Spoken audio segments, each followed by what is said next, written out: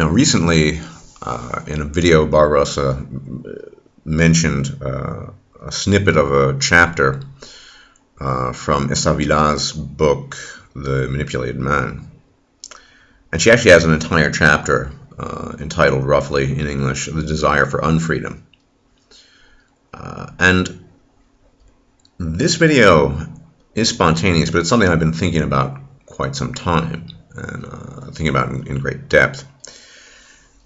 And I actually think it's a misnomer, as she puts it, to describe this phenomenon you find amongst the human male population as a desire for unfreedom.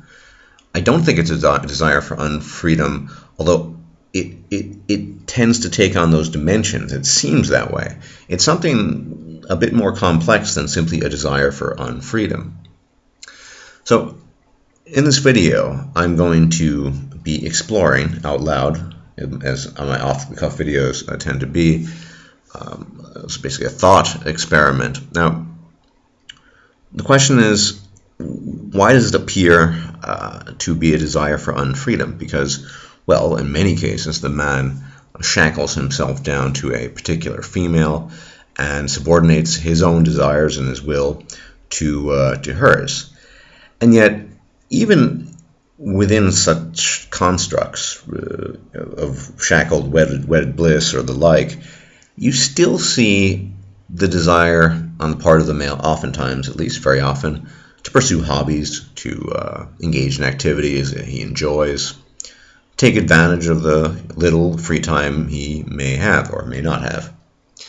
That desire is still there. It's innate. It's quite innate, I think. So then you could say, well, so there is a desire for freedom, but this desire for unfreedom is greater. But I don't really want to look at it in those terms. I actually don't like the terminology she uses, the desire for unfreedom. I don't think it's a desire for unfreedom. I think it stems from something far more complex and something that requires elaborate discussion and explanation. Well, let me ask you something. This is a rhetorical question, obviously, to my audience. The question I get most often from those who know me, who know my position, male or female, and it's probably the question you get, is aren't you afraid of being alone, getting old, being alone, so on and so forth? I mean, this is the most commonplace question by far. I can't think of any other question I receive from others more often with regards to this issue. And the short answer is no, and I'll explain why a bit later.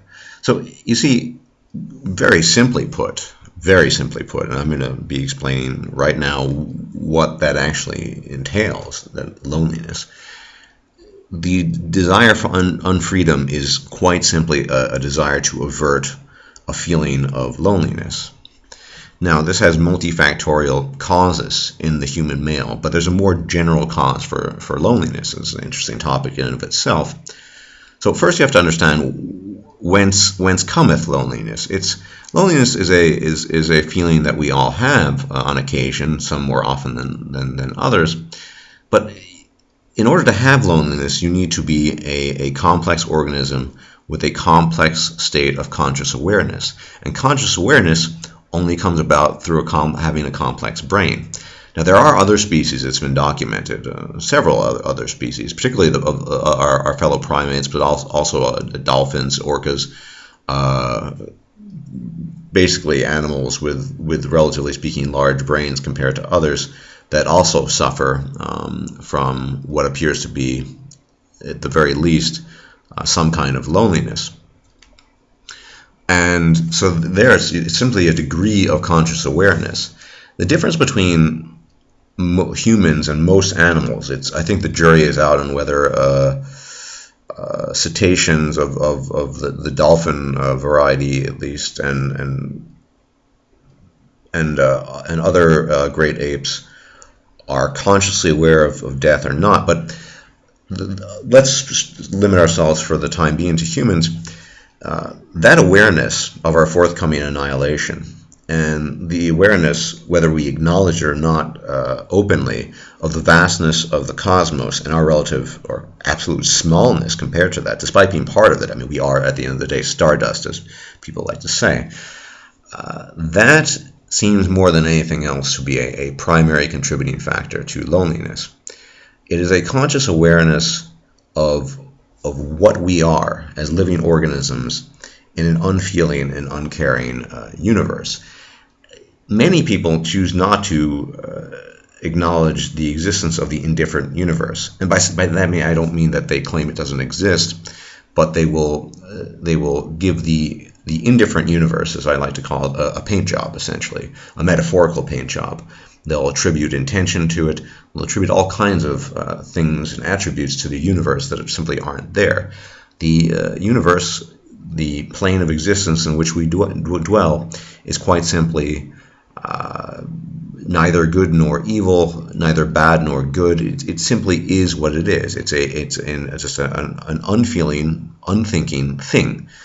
And it is piteously indifferent to our existence because it has no consciousness. Obviously, we do have consciousness. We have a sense of awareness, conscious awareness, far, far greater than the vast majority of animals, and greater than our fellow primates, and probably greater than advanced dolphin cetaceans. And that seems to be the source. Now, the actual source, the depths of any feeling, since feelings all arise ultimately from the brain, the depth of any feeling has to correlate to the relative size, but more so to the complexity of the brain of an organism. So hence why humans feel loneliness more profoundly than other animals. And we're the only species, likely, that is aware of its forthcoming annihilation. But it gets even more complicated than that. That's, of course, the key element. I mean, the ultimate cause, if you will. But there's another problem with conscious awareness, and another problem with being a living organism with a deep sense of conscious awareness.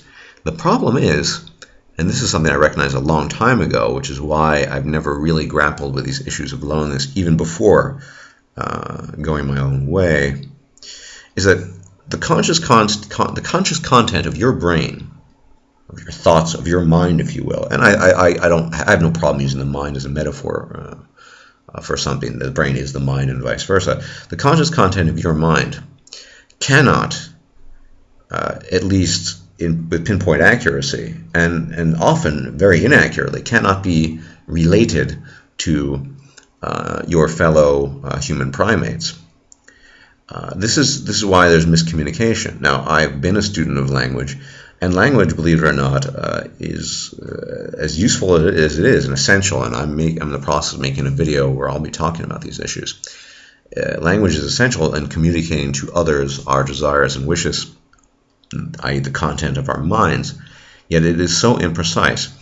The fact that there are constant miscommunications between people, the fact that when I make a video, there's usually a slew of people not understanding the arguments, and I don't place blame on them any more than they should on me.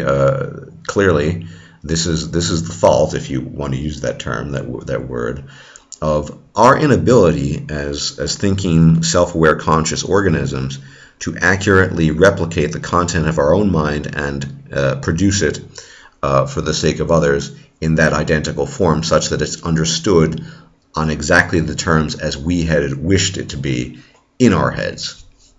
So, I hope that's understood. That is the fundamental problem, I think, when you look for a solution to the loneliness problem, if you will. Put quite simply, our conscious content, my conscious content, is separate from yours and vice versa. We cannot relate the conscious content of our minds with any accuracy, with the degrees of accuracy we should like to other people. That means that there's always a separation, an obvious separation of consciousness between you, me, and the rest of the world. Sure, there are feelings of being understood occasionally, and we associate, and I'll be talking about that in a bit, with people with whom we have often much in common or something in common.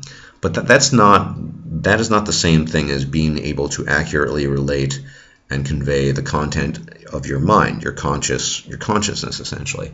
So in a sense, we're all separated from each other. In another sense, we're not. If you look at the big picture of living organisms, but I'm not looking at that from that perspective right now, although I acknowledge it, obviously. That consciousness cannot be related or conveyed accurately to other people, and so we're perpetually in a state of loneliness.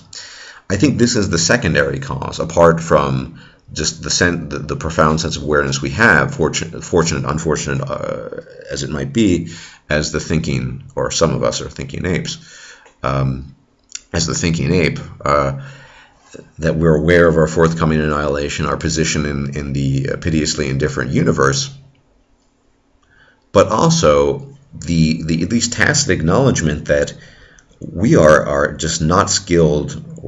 Sorry, I apologize. That's a terrible way of putting it. We simply are not in a position to relay and convey conscious content in a manner we really would like to. And I think that's another key source to feelings of loneliness that human beings experience, because we are cut off from the rest of the world and from our fellow human beings by separate consciousnesses with separate content that's constantly being essentially misconveyed without intention, because the process of language, essentially, that is the extrapolation of this conscious content of the mind onto reality, and the spoken word, and even more so the written word, far inferior to the spoken word in this regard, cannot be replicated in the sense. And so people innately sense that, they know that, even if they haven't engaged in long-term thought experiments on it as I have, they sense that, they know that cannot be. And I think that those primarily are the two sources of ultimate feeling, if you will, ultimate causes, causes or distal causes of loneliness. It's a biological product, as everything is for us. It's a product of the fortune or misfortune we've had in having evolved large, complex brains with deep content and heightened sense of awareness that comes from such a complex brain.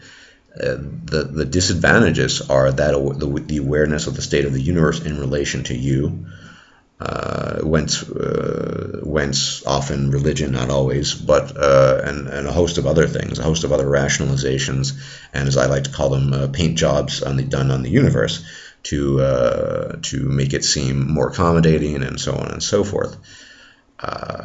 Now, on a final on this particular point, that said, the amount of mental gymnastics people do, particularly in the modern era, to avoid broaching the topic, or we simply don't acknowledge death very much, I think. I'm not particularly obsessed with death. I don't really care about it. I've been dead for most of my unlife, if you will. I'm only here now, and I'm going back to oblivion when I'm gone, where I've been for about 13.7 billion years, or thereabouts. But I think, obviously, that ties into it, that something people don't want to acknowledge, and something which sort of puts a bit of futility in the whole search for the partner, or what have you, and some sort of semi or pseudo-permanent solution or remedy to the feeling of loneliness, is that living long enough, each of us is going to lose each and every person we care about. And some of us will die before these people, and some people will die before us. But if we live long enough, everyone we've ever cared about, or loved, if you want to use that term, they will die. They will pass from the world and return to oblivion, and their annihilation is as certain as your annihilation. And it seems almost that the desire to avert loneliness in the human being almost inevitably will have something to do with this as well. I mean, this is what I mean. We don't acknowledge that. So I'd like to say we all die alone, and it's true. Not only are we alone as conscious beings, alone in the sense that we cannot, as I said, relate accurately the conscious content of our minds to the extent that we should like to the world, but we also die alone simply because everyone is dropping dead in droves. Even as I make this video, tens of thousands of people are dying of various ages. A child is being born now only to die a few hours later, and some 90-year-old is dropping dead, and maybe I'll be dead tomorrow, or maybe not, and maybe you will be, or maybe not. The whole, I mean, obviously I look at this whole problem from a pretty philosophical perspective. I mean, I'm a reflective person, so that's what I do. But these seem to be the ultimate sources of this fear of loneliness in the human being, in the human ape. Now, of course, in response to questions such as, are you going to get lonely when you get older? I mean, obviously, most people are neither willing nor in a position to listen to me ramble on about, like, fortunate as I am, like you are, about this topic. I can't just simply say, well, blah, blah, blah, blah, I'm not going to repeat what I've just said. They're not going to, so I usually just give a quick answer and say no. I think that's usually sufficient. So we're looking, those are sort of distal or ultimate causes. Now, on a more mundane level, we can look at the group dynamic between the sexes. Now, we all know, and we've all come to realize and understand that the human female has an in-group preference, an automatic in-group preference. She has a biological preference for herself and those like her. Essentially, women, especially when it comes to friendship, have no criteria whatsoever on the whole, other than that they share genitalia. Now, this is related to the problem of so-called male desire for unfreedom. I'll explain how. Look at the difference between male friendship and female friendship. Now, male friendship is I would argue, a far more complex process. Quite frankly, very few of us make friends with people that we deem to be nether apes, as I like to call them. I certainly don't make friends, at least consciously, with nether apes if I can avoid it. Male friendships are established on the criteria often of common ground, discussion, and ideas. Ideas unite men. There needs to be external content. It's not enough that we both share the genitalia. With women, however, as I like to refer to them as the Borg, and within the Borg consensus, it's the Borg consensus. The fact that you are a member of the Borg is sufficient. And mind you, that's why the analogy is just so hair-splittingly accurate sometimes. Diversity of opinion is highly rare. I do believe women naturally tend to be naturally more collectivist, to use some person's favorite word, than men do. Men usually have rigorous criteria that they adhere to and follow through with when it comes to friendship, that women simply don't. I mean, it's enough that you have a vagina and breasts mostly, and you look a certain way, I suppose, since women are very big on their own looks amongst each other. Men don't usually have that, ever. We have friendships based on common ground, ideas, the desire to understand, things of that nature. Sometimes common goals. These, generally speaking, I'm not going to make an absolute statement that never happens, but these are, generally speaking, foreign concepts and foreign tenets for the basis of a female friendship. Like I said, the female friendship is based primarily on, well, just you're a female, I'm a female, let's get along. I mean, that's all that's required. And there's also, within the Borg consensus, very little dissent. So it doesn't matter whether a statement of one particular female in a friendship is fatuous or not. Usually within the board consensus, someone just simply agrees with the statement, and that's sufficient, and that's fine. Men like discussing things. We like discussing things. We like talking about things. Essentially, men vet themselves for, we vet each other for, I guess, worthiness of friendship or not. And I think that's obviously a good thing, because personally, I don't want to be friends with a nether ape. I have no interest in being friends with nether apes. It's not the case with women. However, so in a way, it's a good thing. But the negative of this, or the downside, if you will, is something that women have, as I would possibly an advantage in this regard over men. It's not that women don't get lonely. In fact, as I'll explain, women become far lonely. They don't deal with it nearly as well as men. I think it's in large measure due to our past evolution. But women aren't really alone very often. They always have someone around, be it some male admirer, their fellow Borg members, whatever it might be. Recollecting past memories and past relationships, and this is I'm someone who has just spent most of his adult life meandering about the world alone. In the cosmic sense, but also in the real sense. Despite having a fair share of relationships, and so this is nothing. Even as I make this video, I'm alone. I'm sitting in my flat and I'm alone. This is just nothing to me. But the level of panic you see sometimes, and at least in my past relationships, and women who spend 2 weeks by themselves, they start freaking out. It's something that's just a daily routine for me. So, on the one hand, women are never alone, but when they are, they simply can't deal with it. But as I said, they're never alone. That the Borg consensus and the fact that our civilization tends to be primarily gynocentric in its ends, and that of course will result in a creature, the human female, that is rarely alone. Well, the human male creature, on the other hand, whether he wants to or not, in the conventional sense, like I said, I'm talking about the more proximate sense right now, is inevitably going to be more alone than the human female, for the simple reason that we don't have an in-group preference. We vet each other for the worthiness of the title of friend. All good things in theory, but with consequences. Men, quite frankly, we're alone in the world, in the proximate sense, as well as the ultimate sense. Women don't have this problem. So therein lies another key element to understanding the so-called the desire for unfreedom, so-called desire for unfreedom. Women simply can't deal with being alone, but they're almost never alone, and men can kind of deal with it, but they are absolutely, most men, desperate to remedy this. They will jump through hoops, as you know, to remedy this.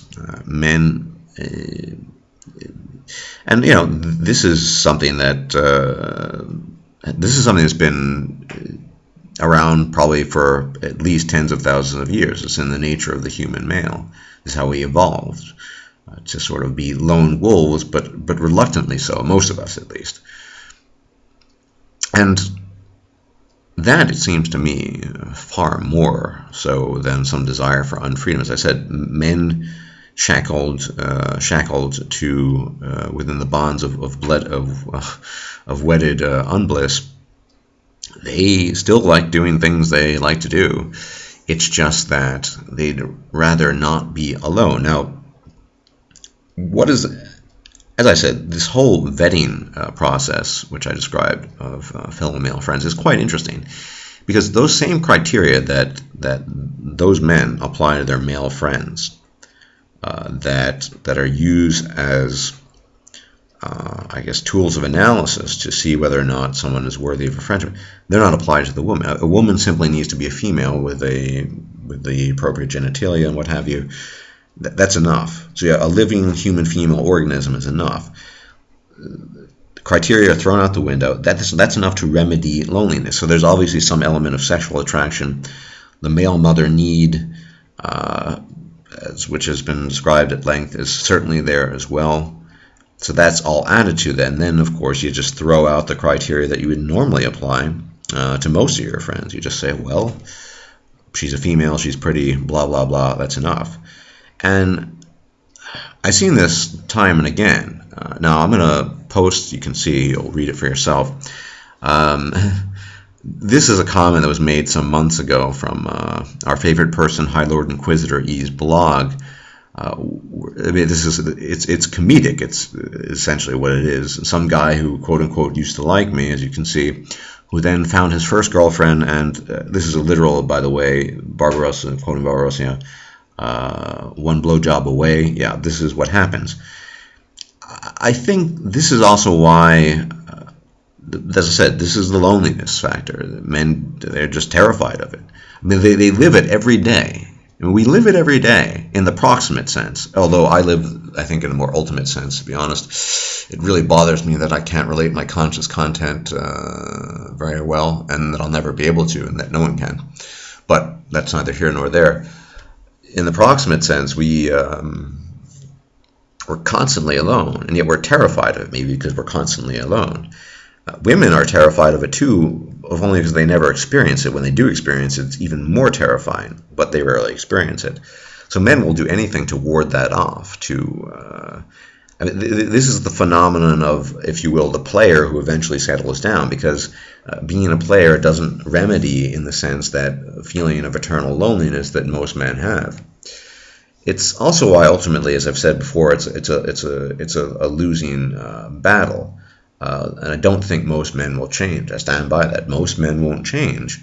Not only because of the autopilot function I described at length in a video that we all have, but also for the simple reason of what I've been talking about here, loneliness. There's this profound sense of loneliness that a male has in contrast to a female. We have no Borg consensus. We're not part of the Borg. We are, I suppose, entities to be assimilated.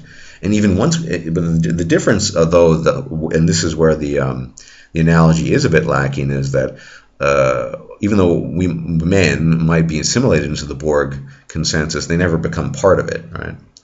So that's where the analogy kind of falls apart. I suppose you become a servant state under the yoke of the Borg in this case. But rest assured, this has to be the primary factor. I mean, then you have the breeding and all that as well. People's obsession with sex and breeding. It actually disgusts me sometimes and I'll be making a video about this, or I'm in the process of, which I talk about why human beings esteem so highly simply breeding. It's incredible. Well, why is kind of obvious, but that's the topic for this other video, among other things. Yeah, so this loneliness factor in the distal cosmic sense, but also in the more proximate sense, is clearly the driving factor. I mean, men would rather just have something around them, some sort of living, breathing female Homo sapiens organism, than not having one. But what's interesting to me in this equation is the fact that it matters not to him. It seems, at least, it matters not to him that she really doesn't. I mean, she really doesn't care about who he is as a person. And I've mentioned this before. I mean, women view men primarily as means towards an end, serve some purpose. The different varieties of hypergamy and so on and so forth. That we don't have actual human content to most women. And it's what you'll see is these men in general, just willing to settle for unfreedom, for a simulation of interest. Well, let me put it this way. A couple of days, I think it was last week, I was having a conversation with a friend that I haven't seen in a long time, but we stay in touch via Skype. And I gotta say, he spent so much time trying to understand me. I appreciate it. Whether it's warranted or not is an entirely different question. and I'm quoting him. This is not my own personal opinion myself. He, quote, I'm the most difficult person he knows to understand. Well, okay, maybe that might be the case. But I mean, the lengths he's gone to try to understand my person for no other reason than the male. Well, A, he cares about me, he's my friend, but also B, I think men, we really want to understand the world, and our friends being part of the world, we want to understand them as well. There's an element of that that once again females don't have. Females just, well, you have a vagina, okay, that's fine, and that's something that you almost certainly most of the time missing in these. I'm going to remedy my loneliness by just having female X by my side. But this seems to be ultimately to me the things I've been describing, the source of loneliness, if you will. It's not a desire for unfreedom. I don't think men enjoy the unfreedom. It's that it's preferable to the feeling of loneliness that they're constantly bombarded with. This is why men en masse won't change. I mean, men need to have that emptiness, if you will, remedied. But as I said in the beginning, the emptiness stems from a state of heightened conscious awareness and the inability to reproduce conscious content accurately. That is, we can't really relate to people on the deepest level. At the end of the day, that's really what it means. That you can't remedy this. Never mind the fact that we're all going to die, and everyone you care about is going to die too. People don't like hearing that either. So there are all these other factors as well, but at least temporarily, men seek to avert the loneliness factor by those means. So anyway, I probably could say more about that, but I think I'll leave it at that. I am working slowly but surely on a much longer video that will be scripted, that will probably be to many of you quite boring, because I'm going to be going through a lot of evolutionary history in detail, or maybe it won't be boring, but anyway, so yeah, we'll get there when we get there with that video. Until then, may the gods watch over you.